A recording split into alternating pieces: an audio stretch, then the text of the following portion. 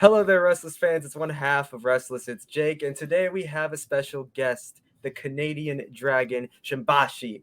Um, you can see him on Reality of Wrestling, New Texas Pro Wrestling, Lions Den, and he is a former one-time Lions Den champion.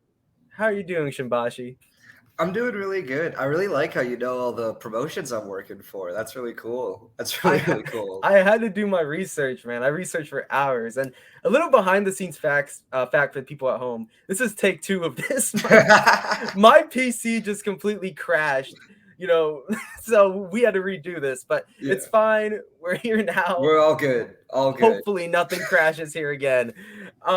So I want to start off with the beginning of your career, the basic question, the roots of your career. How did your career, like, I guess, begin? What made you decide to commit to this path of professional wrestling? Because, it's not really a path. It's a hard path to commit to, So Mhm. what made you just commit to it? So it all started like my love for wrestling when I believe I was like 8, and I was living in Katy, Texas at the time, and my friend was really into it because it was like this was like 2000. I want to say like 2008, 2009. So like wrestling was like really hot for like a lot of like the kids my age. And so I watched one clip of Batista squashing Santino Marella in like 15 seconds. And I was like, that's the coolest thing I've ever seen. I need to watch that all the time. And so I went home that day, and I told my parents about it, and they were like, okay, yeah, let's put it on. And so my dad puts it on the next week, and the like of all things to come on, it's the middle of the Randy Orton Triple H feud. And so what my mom sees for like her first time seeing professional wrestling is Randy Orton DDTing Stephanie McMahon and then kissing her while Triple H watches handcuffed. So she shut that off and was like, absolutely not. There's no wrestling allowed in this house. And so what my love for professional wrestling, like how like I kind of kept up with it, was just like hearing my friends talk about it, and then all my knowledge about it was based on what my friends told me. Like they would give me their action figures and they would be like, this is Rey Mysterio, this guy, he does a 619 and he got hit with a steel chair and he still didn't quit. And then so like my favorite wrestlers at the start, just because I had their action figures, were Rey Mysterio and Big Daddy V, because those are my favorite action figures at the time. And then we ended up moving to the Middle East in this little island called Bahrain, which is like right off the coast of like the UAE. And I didn't like there's no channels in English. I'm missing my friends like crazy, and there's nothing to put on but wrestling because it's the only channel that's like remotely in English. And so my parents then had to like give in and let me watch it. And then from that point on, I was absolutely hooked. Like that was the only thing I did, I would say, from like 10 years old to like 17 years old. Like I didn't really watch a lot of movies. I didn't keep up with any other sports. My friends like to make fun of me because I'll hear a song that came out in like 2000, like 10 or 2012, and I have no idea what this song is, because I just all I did was like watch professional wrestling. You knew Like the theme songs of I think the wrestling. theme song's really well. That's literally what I would listen to. But then like Many Men was just on AEW, and I was like, this song's really good. And they're like, it's like one of those famous rap songs of all time. And I was like, I had no idea. But so that goes on for a long time. And then COVID happens, and we're stuck inside. Everybody's miserable, and I'm watching. I don't know why this hit me, but like I was watching Adam Cole versus Velveteen Dream in their takeover like pre-shot match, and I was just like after the match, I was just like, I really want to do this. And it's not. I don't know if it was because the match was so good, because I don't remember the match being like. It's not my favorite match ever. It's just something about it. I was like, I need to do this. And so I was going to Texas A&M at the time, and I was like, if I'm going to look up professional wrestling schools near Texas A&M, and if there's anything, I'll do it. And sure enough, Lions Pride Sports pops up, and it's like 5 minutes from the campus. And so I email him, Houston at the time, and I'm just like, hey, what do I need to do to sign up? And he goes, well, this is what it was at the time. It was, you could either pay, I believe it was $250 a month, or you could pay $2,000 up front, and then that would be your training. fee. And I was like, well, I don't have a lot of money. And so I think it's easier to sell the 2,000. So I go to my parents and I'm like, hey, I just looked up this school that you've never heard of. And I'm emailing this guy back and forth. And they don't know who this guy is. I don't know who this guy is. And I'm like, he's asking for $2,000 so he can trade me to be a wrestler.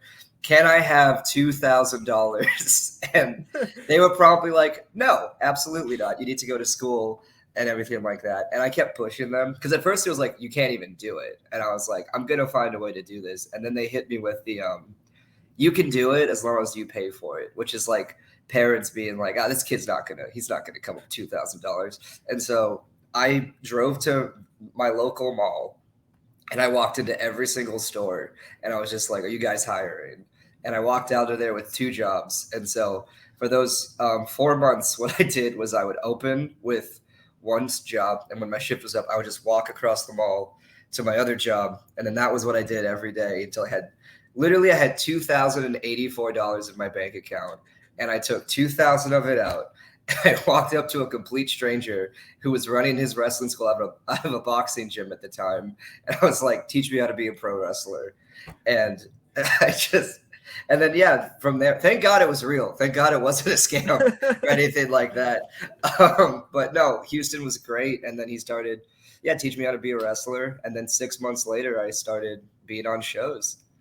You know, it's funny that like when your mom first saw wrestling, it's like, what if you grew up in the Ruthless Aggression or like era? No, there'd be no way. That was a wild. You were watching PG WWE. Yeah, that was like what it was like becoming tame, and it was so funny because like a lot of my knowledge was like because I couldn't watch it on TV, I would watch it on YouTube. So like I was watching a lot of like this was when wrestling was just on YouTube, and there was no like copyright or anything like that. So I was watching a lot of Ruthless Aggression Attitude Era stuff, and I was like, oh my god, this shit's crazy. It's absolutely wild. And you're by the way, you're just like the definition of like dedication, bro. Thank you.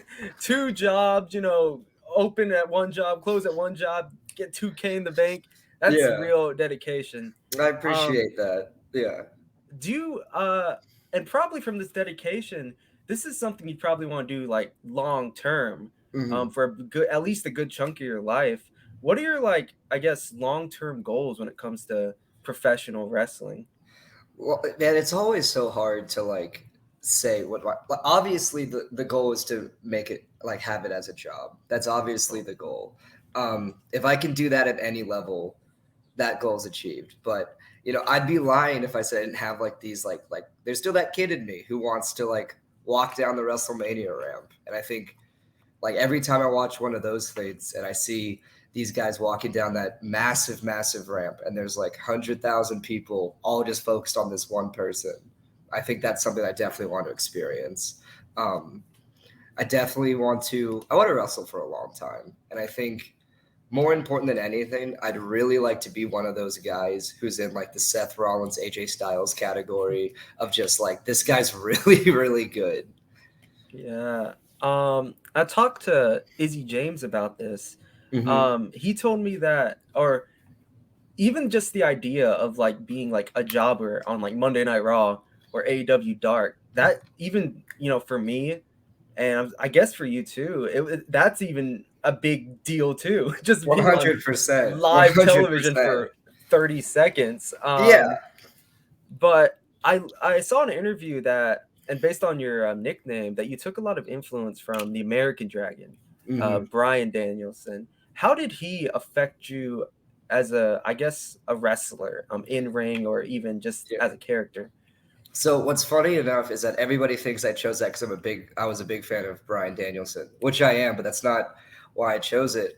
My coach picked this for me, but I had no idea what I wanted to do. And he goes like, well, you're Canadian and Japanese, right? And I was like, yeah. And he goes, Canadian Dragon, that's it. And I was like, okay, that'll probably stick for like maybe a month. And then it became kind of part of the whole vibe and everything I'm about. And now every promoter kind of knows me as that. But No, so Bryan Danielson was actually on the first pay-per-view I watched, Oh, like ever. It was Night of Champions 2010, and I wrestled the Miz on that. And so, no, he's obviously a huge influence. Like he's the greatest wrestler in the world. Like it'd be hard, it'd be wrong of me to be like, there's nothing I can learn from that when there's so much you can take from him. And also him being like a smaller guy at the time and kind of breaking through that mold when not a lot of guys were doing that, I think is really, really impressive, and trying to follow that journey of like grinding on the indies and then like making it to be the biggest person in wrestling. I think that's absolutely something not just me, but every wrestler should like aspire to be 100%. yeah, definitely. And talking about you from Canada, from Edmonton, right? Mm-hmm.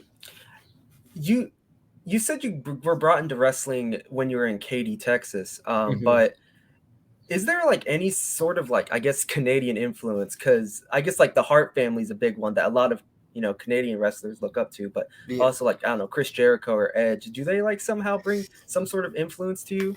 Yeah, so like I'm a huge Bret Hart fan and I'm a huge Hart family fan, but people got like you have to understand that's not like the era of wrestler I grew up with. Yeah. So it's very much like look like when you hear about it as a kid and you like watch it now, it's very much like you're watching it to like learn. But like me growing up with like people like Edge, like that guy was always my favorite. Face or heel, that guy was always up there for me and one of my favorites. Like I think everybody does this with wrestling where like if a guy's from your hometown, you're like, yeah, that's my favorite guy. And like for me, Canada was that whole thing for me. So like Christian, huge fan of him, Jericho, obviously. These are guys I looked up to. And then obviously as you grow older, like some wrestlers fade in and out, but like Edge has always been there as like one of my favorites to ever do it. 100%. Yeah, man, hell yeah, Edge, the rated R superstar. Maybe one day you can step in the ring with him or Jericho. I don't think they'll be wrestling. Maybe. Hopefully, I don't know about that, but maybe. I don't know, man. Sting's been wrestling since he's still wrestling, right? That's It's actually like really 64. true. Yeah, that's true. That's true. So this is a pretty interesting question. I was looking you up and researching you some more. And it kind of hits me close to home too, because I found out that you were actually an amateur or scholastic wrestler at Seven Lakes High School. Yeah. And a little fun fact, I guess, I found out that we were kind of wrestling at the same time. I think so I was at Spartan Classic, all those meets. Oh my gosh. That's crazy. Cypress Falls High School, Golden Eagles. Let's go. Oh my gosh. But I think when you were like a senior, I was like either a freshman or sophomore, I think, around that. Oh, okay. And I remember you. I think I remember seeing you maybe.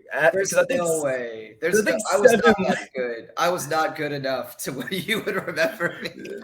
I mean, you were one of the team captains senior year, and you went to regionals.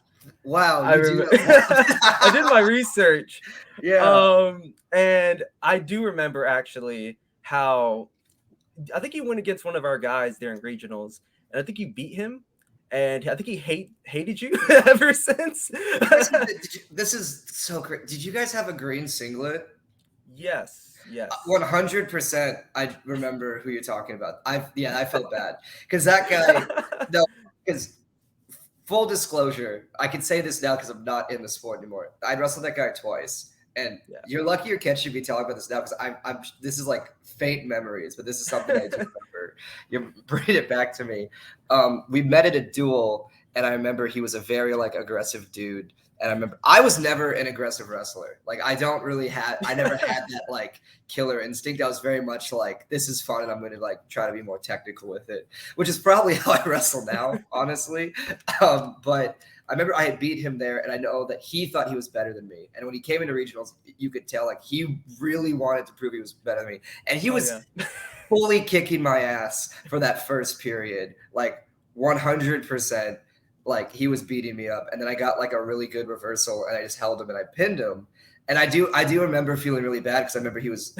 I feel bad because I don't. Obviously, the guy's name isn't here, but I don't want to like air dirty laundry. But yeah, I remember him being really upset. That's crazy. So yeah, 100%.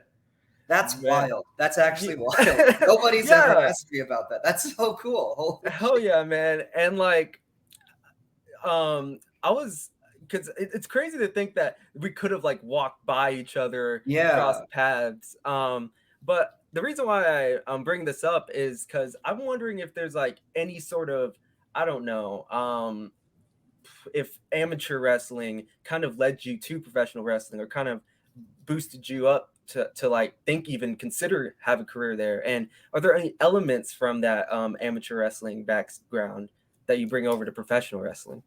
So I only did amateur wrestling because I wanted to be a professional wrestler. That Yeah, was the same. only that was the only reason. I had no interest in like any form of like actual amateur wrestling long term. It was very much like I will do this because it'll in my head.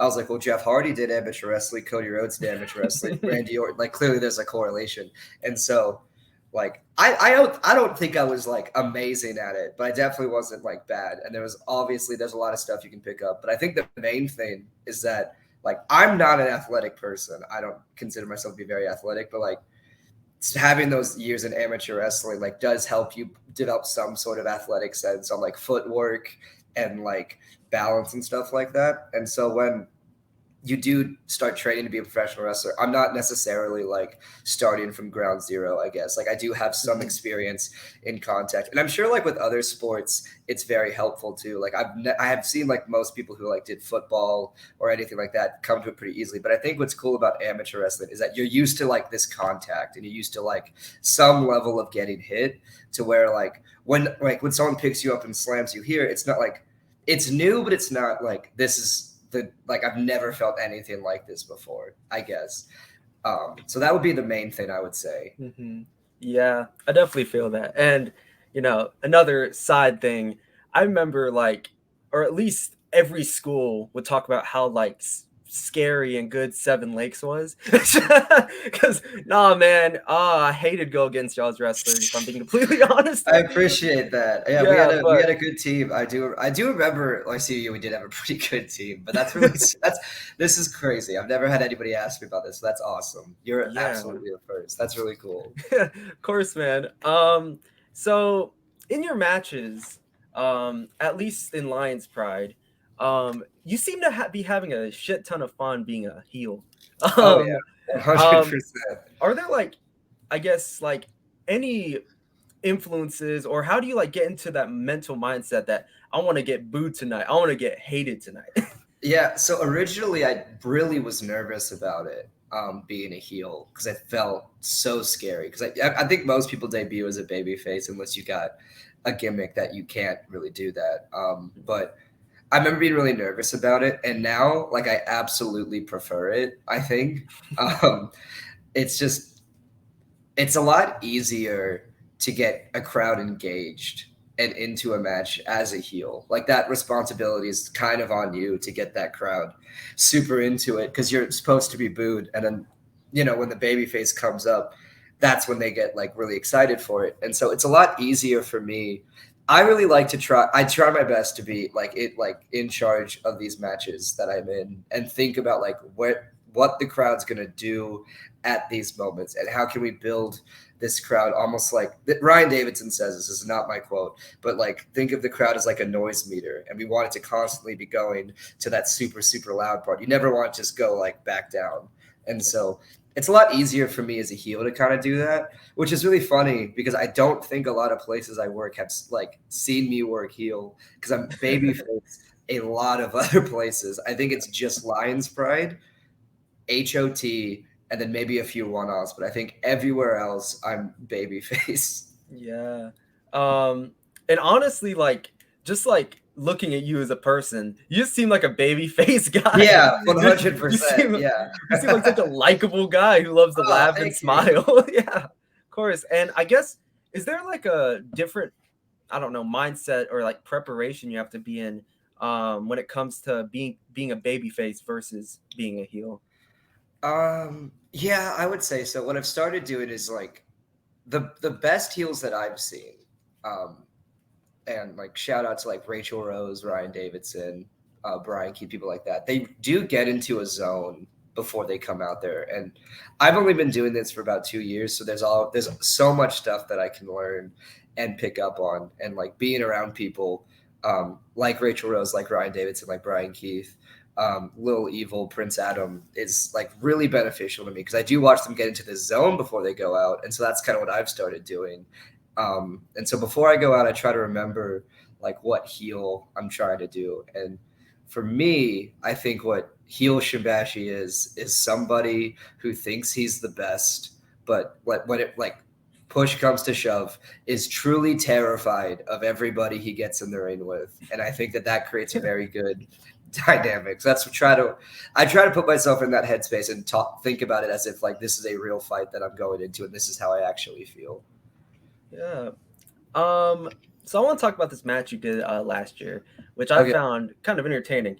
It was for Lions Den, and it was against Drake Durden in a Navasota bar fight. Oh yeah. Yeah, man. How does it like? I guess feel to go? Well, first off, how does it feel to go against someone as big as Drake Durden? Yeah. Because, bro, like again, you've been in amateur wrestling, and obviously, you usually wrestle against someone your same weight. But this guy is apparently a 7-foot giant. Yeah. Oh, so, yeah. Like, not apparently. What like he is a 7-foot giant, 7-foot guy. Yeah. Really? Oh yeah, that's God. That's terrifying. What do you like go like I guess think about when you're fighting against someone who's way bigger than you? So there's not a lot I can do to Drake. Like I can't pick him up or slam him, but it's always really fun. Drake is an absolute professional, and he's one of the nicest people I've ever met. And when I first started, he was the guy who helped me out a lot. And I don't know how much he kind of realizes how much he helped me both in and outside the ring. And especially here too, because this was I believe that was our last match in our feud. I could be wrong about that, but I believe we had wrestled about 3 or 4 times previously. And that was a really cool thing to learn because there's not a lot of chances I get to wrestle somebody who's that tall. And so to be able to do that, not just once, but 4 times, like now I know how to wrestle somebody like that and make it very entertaining. And then that street fight, I didn't know that was a year ago, but that time really flies by. Yeah. Was a lot of fun. And I am really proud of that. That's a really good one. Is there like, I don't know. Is there like a different way to prepare for something like that, like a no holds barred match, a no disqualification match versus like a normal singles match?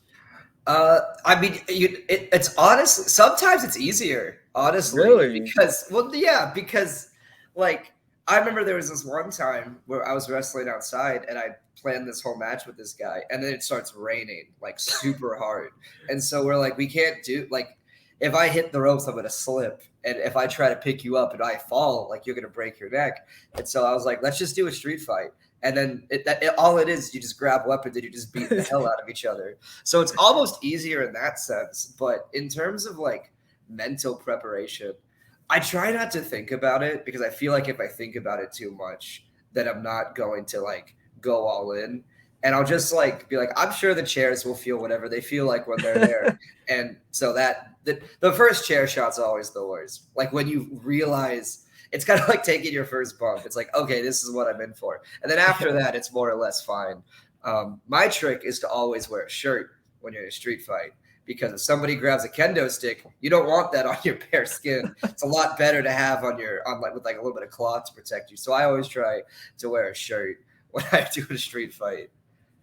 What's like the worst pain you felt in like a street fight or something, or just in general, I guess, in wrestling? Oh, my God. It's gonna be something really dumb because like the worst things in wrestling are the things that like you don't expect to happen. Because I know if I'm in a street fight, all of this is going to hurt. So in a way, I'm like prepared for it, and I'm not so like it's not as painful, I guess, as like it would be if I wasn't ready for it. So this is probably the worst. This is probably one of the worst things I've felt is I was doing extra work, and it was really funny. They had me stand in for like some sort of like segment. Like I was like the dummy tester because this guy had never swung a steel chair before. And so it's a big dude. It's a really big dude. And he swings the chair. And I was like, that wasn't good. Like it hit me, and I was like, but he didn't like lay it in. And the guy, the producer for the match, I was like, he's gonna grab the chair and he's gonna hit me as hard as he can. And sure enough, he's like, no, you got to do it like this. And this dude wails on me, and I'm in suit pants and like a button-up t-shirt, fully ready to just eat these chair shots. I think that may have been the worst, just because I wasn't expecting them to really hit me. Anybody who thinks that AEW like fakes their shit, they're completely lying to you. Everything they hit, all their chairs are real, all their steps are real, all their tables are real. But that's probably up there. But then I would also probably have to say this is just because it's recent. This happened like literally a couple days ago. I wanted to go over the top rope like Triple H when he eats a butthole, where he hooks his arm and he like flips over. And I did the flip fine, but my shin like hit the apron, and I guess we didn't have the mat like over that part, so it was just that on metal, like full spin, unexpected hit. And I remember I was like, it sent a shockwave up my leg, and there's a bruise there right now. So that's up there, just because I think it happened recently that I was like, that really really fucking hurt.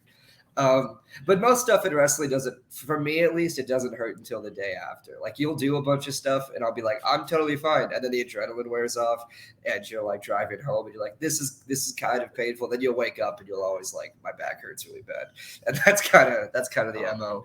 Man, yeah, I felt that when like wrestling in high school.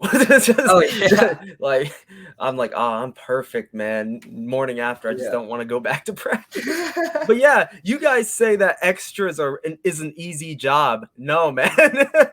No. So it's a great job. I'll do it a million times. But it's just a funny thing to me that they had to practice hitting me with a steel chair. I think that's a really funny thing. But I would go back. They were absolutely great to me over there, and I couldn't thank them enough. I could only imagine they're just like looking at people and they're like, Shimbashi, get over here. I volunteered. That was the funny part. Volunteered? No, because they were they comes over, because when you're doing extra work, you very much try to stay out of the way. Like you don't want to like, don't take up any seats that talent are using and stuff like that. So we're just standing on the wall and we're like we're just like hanging out. And then the guy comes in and he goes like, all right, who wants to do something? And I was like, I'll do something, thinking it was going to be a match. And so he walks me to the ring, and I see Keith Lee, and I'm like, oh my God, they're going to have me wrestle Keith Lee. No, it was just practicing chair shots. And then I got to be a Dalton Castle boy, I think. And then that was a lot of fun. Man, yeah, that's awesome, man. Were you like an extra in anything else besides like maybe on like WWE, AEW, or just like ROH, maybe even? Yeah, so I did extra work. I don't want to mess this up. I did it 2 times for AEW. First time I was a boy for Castle, which did not air on TV. That was just for the fans there, which I was like, damn. And then I was a security guard to break up Moxley and Heyman during their feud. And that was the one, I believe that was in Austin, I want to say. And then what was really cool is I got to do Final Battle, the one with the FTR Briscoe's dog collar match. And I was a boy on that too. So if you have that pay-per-view and you watch Dalton Castle's entrance, there's a guy in a bear tattoo who's clapping really, really good, and everybody should hire him. Yeah, everyone loves a sassy Dalton Castle boy. Exactly. You gotta, yeah. So talking about just like big boys that you've been fighting, in ROW you fought Brawley. I did. BB Brawley, and actually lifted him up to like what I think is one of the best pops in your career so far. I would have to say so. ROW is definitely one of the best crowds I've worked, for sure. Oh yeah, man, and probably one of, if not the biggest promotion in Texas, I think. It's definitely up there. It's definitely hard to say because Texas is such a great like dimension of independent wrestling. So it's really hard to say what's the best because like you've got New Texas, you have Reality of Wrestling, and then like Inspire is probably it's definitely up there in one of my favorite places to work. shout out to Biz and Max. Inspire in Austin is probably one of the greatest promotions in Texas, hands down, easily. Hell yeah, man. But with BD Brawley, I guess I want to talk about how did it feel lifting that man up? And like, do you get like, I guess that sense of adrenaline? Because I remember seeing your face afterwards. You were like, I just fucking did that, dude. That was cool. It's just gotta be like that compared to that pregnancy strength when like a mom needs to pick up a car to save their baby. Like I had to pick him up or it wasn't gonna go well for me. And it was just something I really wanted. I thought I could do it. Evidently I could do it. So yeah. Man, hell yeah. And I want to talk about another match last year. June 9th, 2022. At Lions Den. You participated in the gauntlet match, won a contract for the number one contendership for the Lions Den title. And then later you cashed in. Just like Edge. Just like Edge, baby. Just ultimate like Edge. Opportunist. Yeah. But was that your first ever title in professional wrestling? It was my first. No, it wasn't. It wasn't. I was gonna say it was my first singles title, but I had won the LWA Rise Division title, which I still have. Like I believe a week before that. I want to say it was around that time. And then before that, the guy I beat for the Den belt, Zane, me and him had won the tag belts at APW twice. So it was my fourth title, but it's also my most recent. I haven't won a title since then. So it's. But how did it, I guess, feel winning that championship, especially like this big championship in the school or promotion that kind of raised Shimbashi? Yeah, so that was what's really cool about it. It's that like that's always going to be my home. Like regardless of like where I work, like that's the first place that I trained at. That's the first place I had my match. Like I don't know where I would be if it wasn't for Lions Pride Sports. So that's always a cool moment. And then to be able to do that with people in the ring that I like appreciate so much, like Zane, Chavi, and MJ, is a really, really cool thing. And I love that there's a storm of boos with it. I think hell yeah. There's this great shot of me on the turnbuckle holding it, and there's like a sea of like children just like just hating it. And I'm just so that's a really cool thing for me, for sure. Man, you really are just like Edge. I hope so. That'd be awesome. Oh man, yeah, hell yeah. So you faced many opponents, such as MJ, and Mia Friday, and I want to ask, and again, I asked Izzy James this too, but is there like a different mindset going into a intergender match versus someone who is the same gender with you? Do you have to like, I don't know, think about it harder, or is it just like strictly business, same thing, whatever? So everyone's answer is different, and everybody has their own opinion on intergender wrestling. I love it. I think it's great. And the way I look at it is I don't want to treat any women's wrestler differently than I would treat a male wrestler, because in my head, that implies that like I don't see them as an equal. And I don't want to meander around this like, oh, you can't hit them type of thing. Like it's an athlete. They're an athlete. Absolutely. And I think I do think for the most part, intergender wrestling matches are the best when they're just all killer, no filler. Just like, have a fun match, because I want to do more intergender here because there's so much female talent in Texas on the indie scene.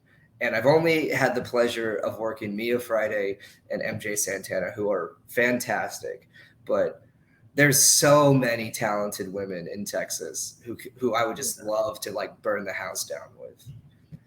Yeah, definitely, man. And I guess bringing back the amateur wrestling thing, I always thought of, women as kind of equal there too. So every time I partner with them, well, at least when I got older, I would think of them as equal, because when I was younger, I didn't want to. I was always taught, oh, don't hit a woman. Should I wrestle you? No, yeah. And Yeah, exactly. And there's so many women in Texas who could like absolutely beat the shit out of me. Like that's got to be compelling. Like I don't think anyone's gonna look at me and Charity King and be worried about Charity's health. Like she could obviously hold her own. Yeah. I'd love to wrestle Charity. That'd be great. Definitely a lot of badass professional 100%. wrestlers in Yeah. Texas. So going back to ROW, I want to talk. Is there like any, I don't know, connection or interactions, major interactions you've had with, of course, former world champion Booker T?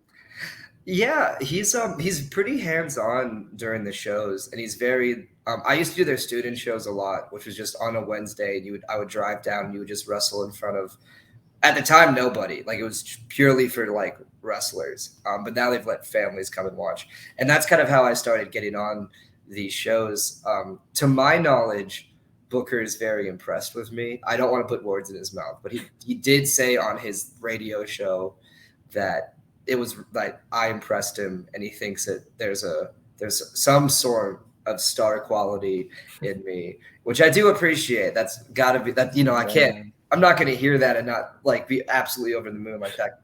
The guy's one of the greatest. Like I used to watch him on my little DVD player. Like it's obviously going to be a little starstruck. Yeah, man. Loved his supermarket fight with Steve Austin. Right? Yeah. Exactly. That was great entertainment. But yeah, definitely that sounds like something just so cool. And I'm even proud of you hearing that Booker T, one of the all-time greatest, is like, Shimbashi really impressed me, and which is on his own radio show. So I want to, I guess the final question here before we start doing rapid fire questions and is I saw on your YouTube channel that you actually went to Las Vegas to wrestle. I did, and yes. It sounds, pretty cool. Showing your talent in front of an audience who's probably unfamiliar with it. How'd that feel just going to Las Vegas wrestling?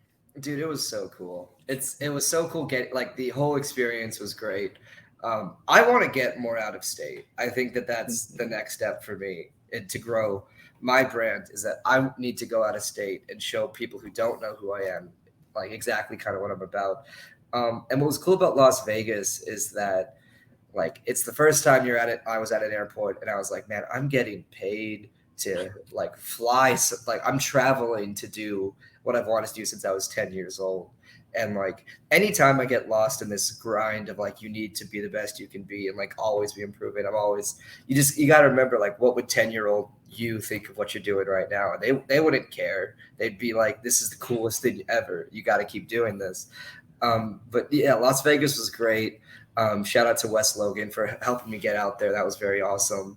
And then now what's cool is that when I see like those posters in Las Vegas and California, because those guys kind of work the same scene, is they're like, I know that guy. Oh my God, like good for him. And then you kind of like grow this like now I care about even more careers outside of just Texas.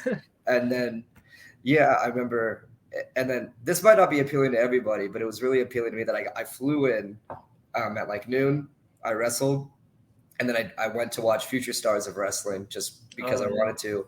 And then my flight left at like 1 a.m. And so I got here at like, with the time change, I want to say like 3.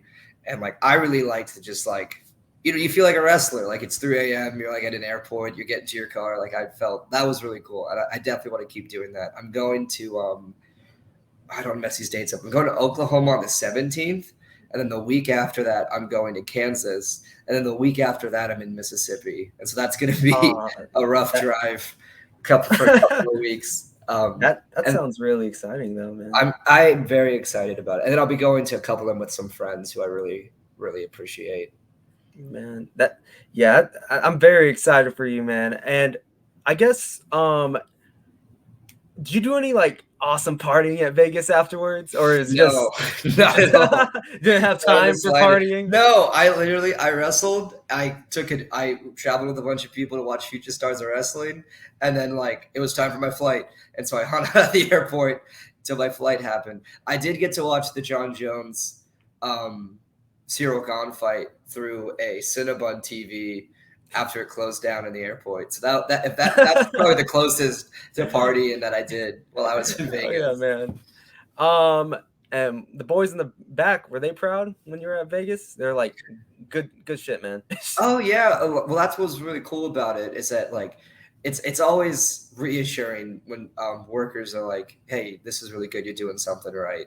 And I do remember going to the back in Vegas and a lot of people were like, hey, you're really good, like we want to get you, like let's get you out here more. And that's huge for me at least, because I'm always, that's where I want to be, and I'm trying to be the best I can be. And yeah, so that's how I actually got to Future Stars. Is they're like, we should take you over here just so you can hang out and kind of meet some people.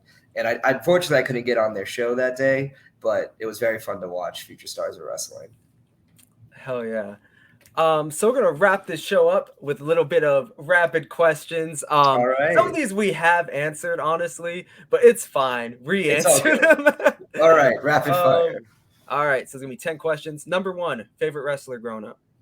Growing up, it would have to probably be Rey Mysterio. But if you're gonna ask, okay, no, they can't. So it's like eras for me. Like first it's Rey Mysterio, then it's Jeff Hardy, then it's CM Punk, and then it's Adam Cole. And then those are my guys. Those are absolutely my guys. Adam Cole right now? Oh yeah, Adam Cole's been my favorite since before, like way before I started when I was like 16. And oh yeah, he's great. That's something I'd love to do before he retires, is work Adam Cole. That would be that's a long-term goal. I know we talked about that already. Long-term goal, wrestle Adam Cole. Adam Cole, he is so good. Or Speedball. Speedball Mike Bailey's also up there. He's absolutely phenomenal. Number 2, favorite match you've been in? It's got to be me versus MJ Santana, the one I just had. It's got to be that one. Hell yeah, man.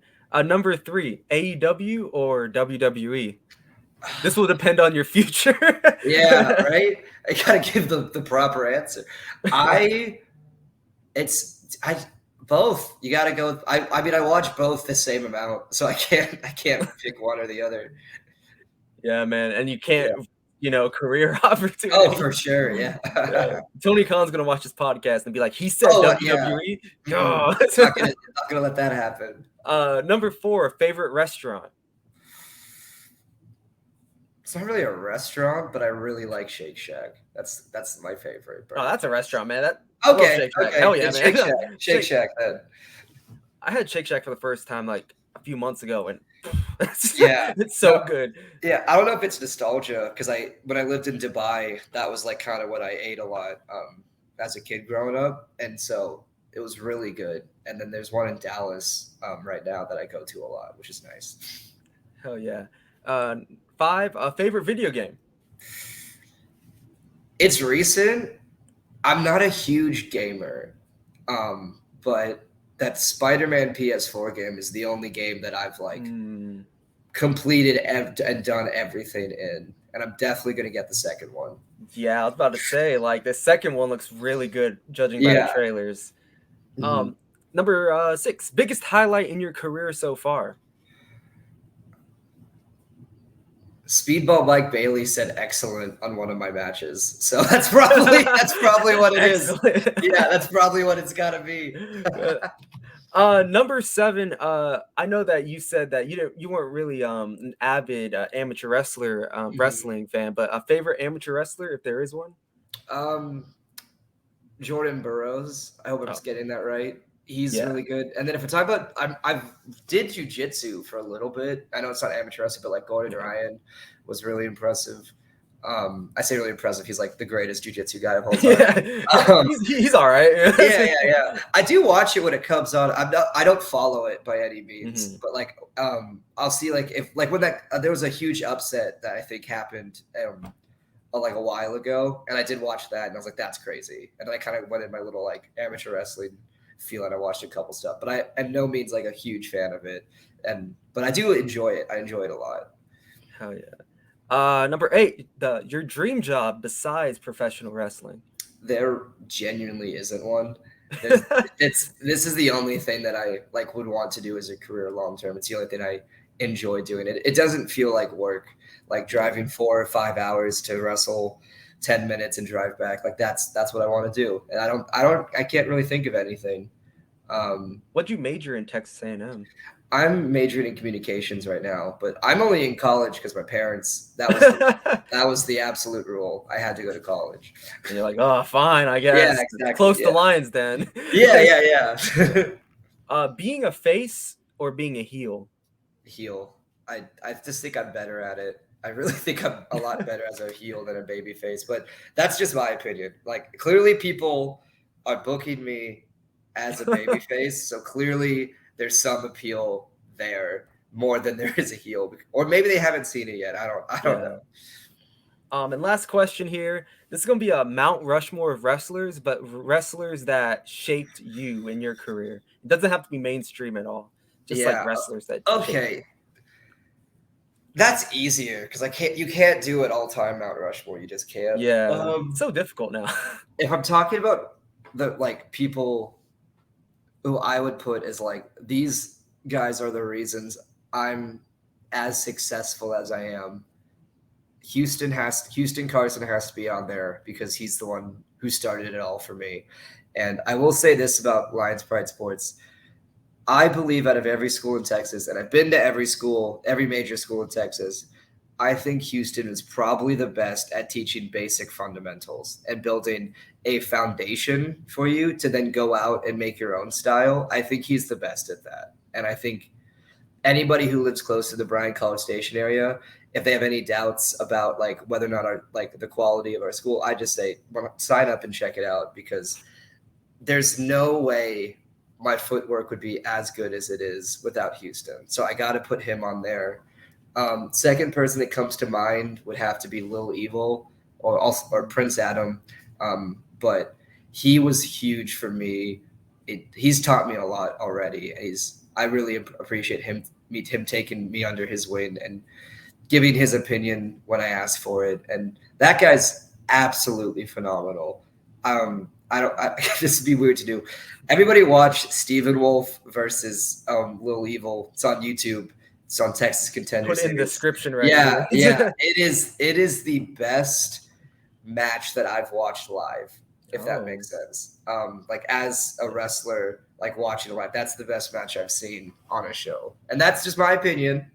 But Stephen Wolf's phenomenal and Lil Evil's phenomenal. And I think everybody should be. He should have a job everywhere. 100%. I'm trying to think. I would have to say Speedball Mike Bailey. He hasn't. It's not. We're by no means best friends. We by no means communicate all the time, but he did a seminar that I attended, and that was it was so eye opening for me. I think that guy knows exactly what he's doing and knows exactly what to do to be successful in this business.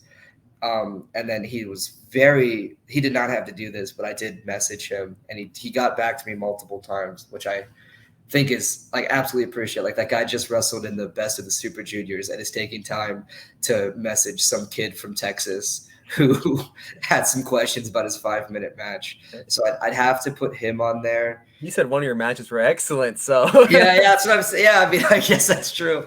And then I guess the last one, someone who's like truly influenced me. It's hard because there's so many. Like I'm just gonna say every promoter who's booked me is the 4th spot because I would not be able to show what I can do or show how much I love professional wrestling if they didn't take a chance on some 22-year-old kid who at the is just trying to make it. And so that's gotta.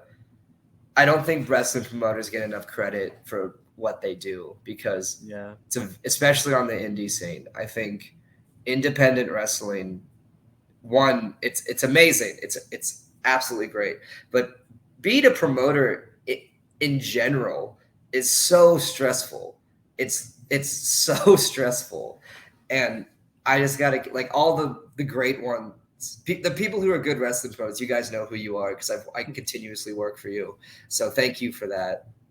But yeah, that's what I'll put. I'll put Houston, I'll put Lil Evil, Speedball, and then every promoter who's booked me on my journey. Hell yeah, man. And thank you, Shimbashi, for really joining us. It's been such an honor interviewing you. Thank you. And I'll let these last, I guess, couple minutes or so just Drop your socials. When are your next events, and what's next for Shimbashi? Yeah. So my Instagram is Shimbashi Pro. My Twitter is Shimbashi Pro. My YouTube is Shimbashi. I would really appreciate any following on that. Get me over 40 subscribers. And then my Facebook is just Joshua Shimbashi. And then this Thursday, I have Texas Contenders, which is in Houston. And then I have Metroplex Wrestling, where I'm in a title match against Tatum Manning, who's also absolutely great. And then next week, if I'm not mistaken, that's when that's when the cross states thing starts with Oklahoma, next week Kansas, the week after that Mississippi. And then I think the day after I'm in Mississippi, I'm at WAW. So I've got a little bit of a biz. Oh, and I have HOT. Can't forget them. That's going to be, I want to say on the 25th or 18th, I want to say. I'll post it on my social media. Everybody will see it. You guys will see it if you follow me. There's your incentive to follow me. Hell yeah. So yeah, again, thank you guys for watching. Thanks for listening. Thank you to Shimbashi. Follow us on all our socials, subscribe, and of course, subscribe and follow to Shimbashi right here. Thank you. And of course, thank you guys. Stay restless.